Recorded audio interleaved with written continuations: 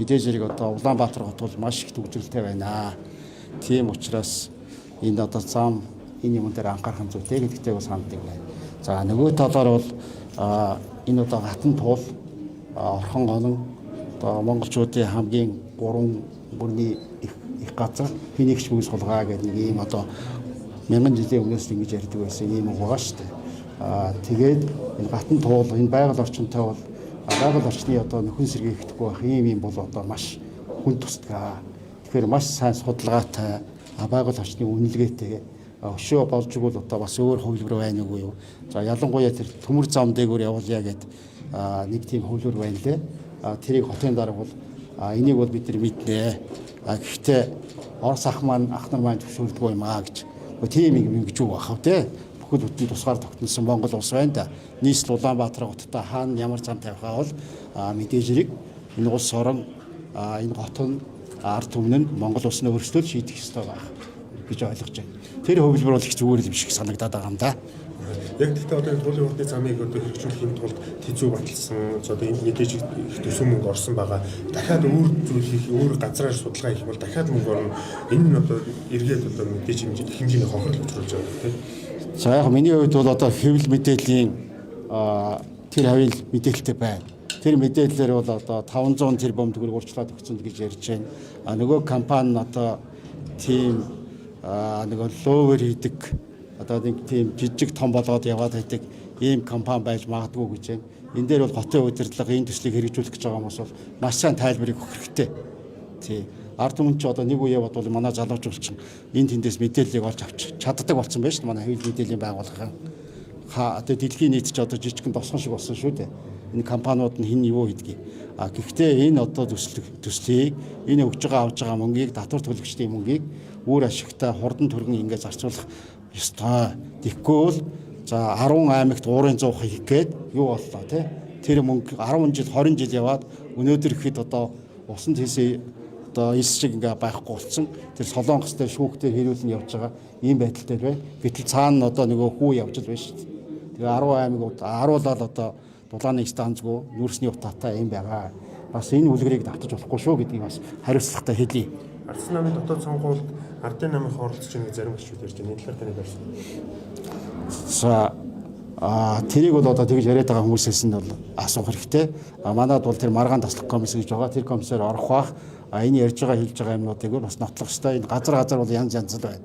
Жишээлбэл манай дээр бол одоо Монголын төмөр замд ажилладаг нөхөр бол их хэмжээний мөнгөтэй яриад тараагаал ингээл улсын их хурлын гишүүний 3 гишүүний эсрэг худлаа мэдээл тараагаал байж ах хэрэгтэй.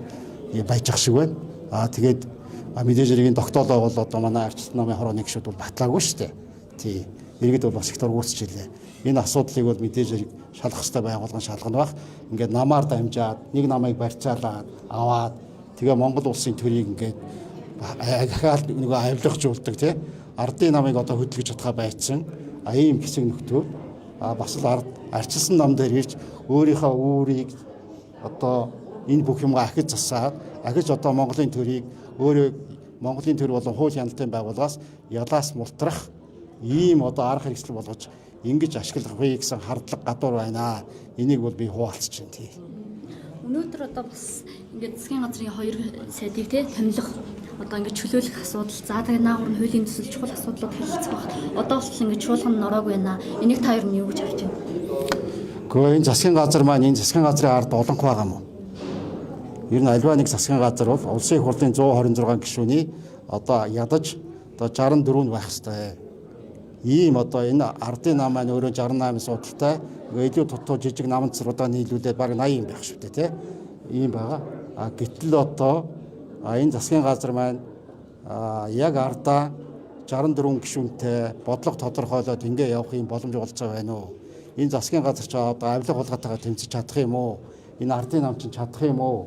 Энэ одоо авилга хулгайтай бие биенийг одоо ингэ барьцаалаад байгаа юм биш үү? Гэсэн ийм зүйлийг бол миний вич харж байна, Монголын ард түмэн хараад байж байна. Авилга хулгайтайгаар тэмцэх юм уу, тэрэн дээр живээ дуусгах юм уу гэдгийг харж байна. Тэгээд үнэхээр одоо авилга хулгайтай сайн тэмцэж одоо энэ ард түмний аж амьдралыг дээшлүүлэх юм бол одоо өөрийнхөө засгийн газрын ардталтаа бол олонхийг бүрдүүлж явах ёстой. Тэр үнд зүйл үзэл бодол те энэ улс орны хөгжлийн төлөө энэ одоо бүх юмаа ярьж ойлгуулж ингэж явах ёстойгоос биш өдөр хоногийн арга цагаад ингэж явж болохгүй л гэдгийг хэлээ. Хууль зүйн сайд нь хүртэл одоо энэ ажиллах холбоотой холбогдсон байна шүү дээ. Тэгэхээр ер нь хууль зүйн салбарт ийм хүн байх хэрэгтэй юм уу? Таны хувьд одоо намын бүлэгтийг ээжлэгээ одоо ажиллаа өгөөд шалгуулах хэрэгтэй гэсэн байр суурьтай байна уу?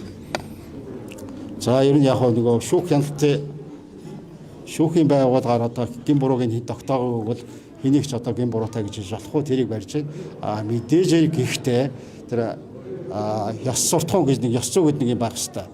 Ёс зүйгүй болохоор ч ийм болчиход байна шүү дээ. Нөгөө ардчилсан улс хооронд ёс зүйтэй ийм улс төрчид бол би төдгөлзөө шалгуулъя, очоо шалгуулъя, би ингэж байж болохгүй гэдэг. Ийм зүйл бол одоо энэ өнгөрсөн 2 жилийн хугацаанд энэ 126 гишүүнтэй парламентаас ерөөсөө гарсангүй. Энэ 126 гишүүнтэй парламентаас бол нэг 20 хүн очоо шалгуулахад бол улсын их хурл бол хэвийн үйл ажиллагаа явуулна шүү дээ. Ийм үйл ажиллагаа хэн ч явуулахгүй. Тийм учраас Монгол улсын их хурлд Монгол улсын ерөнхийлөгчөөс өргөн барьсан энэ хуулийг бол хилцэх ёстой гэж би үзэж байгаа. Тий. Тэгэхээр хуулийн хурдны замтай холбоотойгоор та ямар байр суурьтай? Би байр суурь илэрхийлсэн.